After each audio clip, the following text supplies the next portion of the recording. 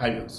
నేను గతంలో చాలాసార్లు చెప్పాను ఏమని, తెలంగాణని సాధించుకుంది తెలంగాణ ప్రజలు, పోరాటం వాళ్ళది, త్యాగం వచ్చి సమరవీరుడిది.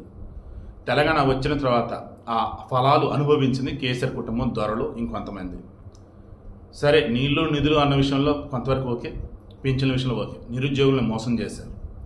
మాట్లాడితే తెలంగాణ పేరు చెప్పి ఎవరన్నా ఏదైనా కేసీఆర్ అంటే తెలంగాణ మొత్తాన్ని అంటున్నారంటూ, ఈవెన్ చివరికి కవిత లిక్కర్ కేసులో అరెస్ట్ అయినప్పుడు కూడా జై తెలంగాణ అంటూ ఇలా వీళ్ళ ఫ్యామిలీ తెలంగాణ పేరు చెప్పుకొని ఎంత దారుణంగా దాచుకున్నారంటే వీళ్ళది తర్వాత లెక్కేద్దాం. ముందు వీళ్ళ చుట్టూ తిన్నటువంటి వీళ్ళ మనుషులు ఉన్నారు చూశారు, వాళ్ళదే ఏకంగా 100 కోట్లు 1000 కోట్లు కనపడతా ఉంది. కాళేశ్వరం ప్రాజెక్టు సీరియస్, దాని పేరు చెప్పి ఎట్ట దోచుకోవాలంటే అట్ట దోచుకున్నారు. కాళేశ్వరం ప్రాజెక్టు సంబంధించి ఇంజనీరింగ్ చీఫ్ మురళీధర్రావు ఏకంగా వాళ్ళ కొడుకు కంపెనీ, తర్వాత ఇంకా అతను శ్రీధర్రావు ఏదైనా సంబంధించి వాళ్ళ కొడుకు థాయిలాండ్లో పెళ్ళి, తర్వాత వచ్చేసి హరిరామ్ నాయక్ వచ్చేసి కూడా ఇంజనీరింగ్ చీఫ్, శ్రీధర్ వచ్చేసి ఎగ్జిక్యూటివ్ ఇంజనీర్ అనుకుంటా. ఓన్లీ వీళ్ళ ముగ్గురికి సంబంధించే లెక్క తీస్తే 1000 కోట్లకు పైగా అక్రమస్తులు తేలుతా ఉంది. మొత్తం ఈడీకి అటాచ్ చేశారు.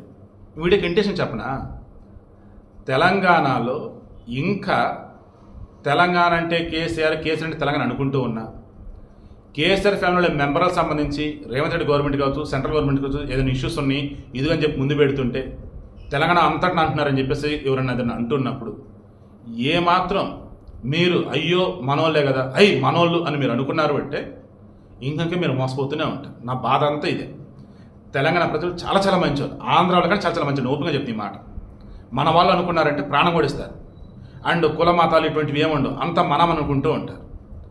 ఈ మంచితనాన్ని ఆసరా చేసుకొని రాజకీయ నాయకులు వాళ్ళకి ఇష్టం వచ్చినట్టు బతికేస్తూ ఉన్నారు. అందులో భాగం చూస్తూ ఉన్నప్పుడు ఈ కేసీఆర్ ఫ్యామిలీ ఇప్పటికీ తెలంగాణ పేరుతో రెచ్చగొడుతూనే ఉన్నారు. అలా రెచ్చిపోవద్దు. అండ్ ఈ కాళేశ్వరం ప్రాజెక్టు అండ్ తెలంగాణ వచ్చిన తర్వాత రేవంత్ రెడ్డి గవర్నమెంట్ రావడానికి ముందున్న 10 సంవత్సరాల్లో కూడా ఎన్నెన్ని స్కాములు జరిగాయి, ఎవరెవరు ఎంత అవినీతికి పాల్పడినప్పుడు లెక్కలతో సహా బయట పెట్టి వాళ్ళని అరెస్ట్ చేస్తున్నప్పుడు మీరు మాత్రం దానికి రెచ్చిపోకుండా మొత్తం గమనిస్తూ ఉండండి.